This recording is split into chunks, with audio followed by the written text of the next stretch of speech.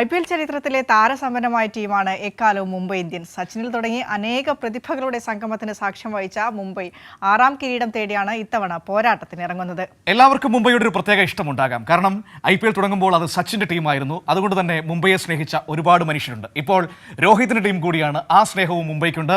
അപ്പോൾ നമുക്ക് നോക്കാം, ഇത്തവണ കഴിഞ്ഞ തവണത്തെ പരാജയത്തിന്റെ കയ്പ് മറയ്ക്കാൻ മുംബൈ ഇറങ്ങുമ്പോൾ അവർക്ക് നേട്ടങ്ങൾ സ്വന്തമാകുമോ എന്ന്.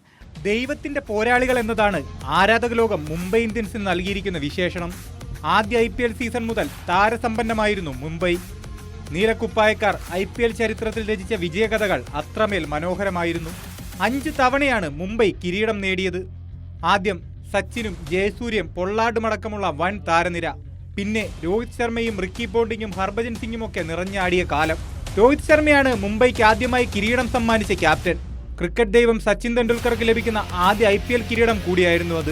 പിന്നെയും കിരീടങ്ങൾ. ജസ്പ്രീത് ബുംറയ്ക്ക് ബും ബും ബുംറ എന്ന വിളിപ്പേര് വീണതും IPLലാണ്. കഴിഞ്ഞ വർഷത്തെ ക്യാപ്റ്റൻസി മാറ്റവും വിവാദങ്ങളും തോൽവിയുടെ ഭാരങ്ങളും മാറി 6ാം IPL കിരീടം ചൂടാനാണ് മുംബൈ ഇന്ത്യൻസ് വരുന്നത്. ഹാർദിക് പാണ്ഡ്യയാണ് ക്യാപ്റ്റൻ. രോഹിത്തും സൂര്യയും ബുംറയുമുള്ള തനി ഇന്ത്യൻ സംഘം. കൂട്ടിന് Tilak Varma, Trent Boult, Mitchell Santner എന്നിങ്ങനെ സൂപ്പർ താരങ്ങളും. താരപ്പകിട്ട് കുറയാതെ മുംബൈ ഇന്ത്യൻസ് വീണ്ടും വരികയാണ് 6ാം കിരീടത്തിനായി. Sports desk, Kairali news.